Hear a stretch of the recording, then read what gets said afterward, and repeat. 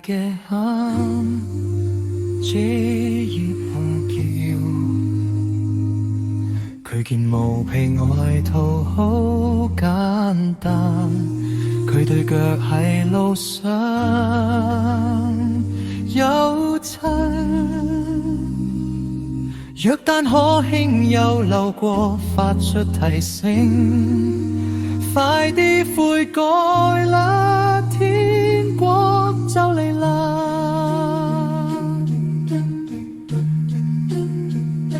為主準備道路，令佢嘅路直，荒野嘅呼喊喚醒咗人類嘅心，靈魂回到洗極水中，尋求恩典喺輕輕流動嘅河流中更新自己嘅生活。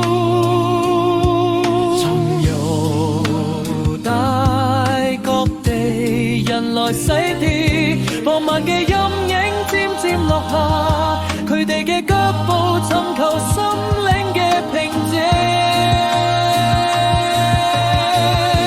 若看睇住佢哋就近，定告法利賽人，會夜裏班毒蛇，結出好果子啦。斧頭放喺樹根度，冇結果嘅樹就會被斬斷。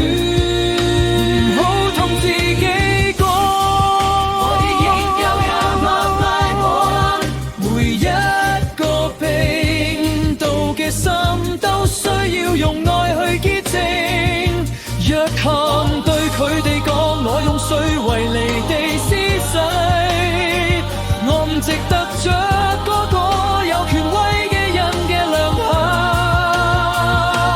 佢會用聖靈同火洗禮你，佢隻手拎住個乾淨嘅風扇，佢會風吹我哋嘅生命，好嘅物會填滿條長喪，潦草會被火燒毀，更新你嘅心。溫柔嘅微風中嘅聲音，悔改然後翻嚟，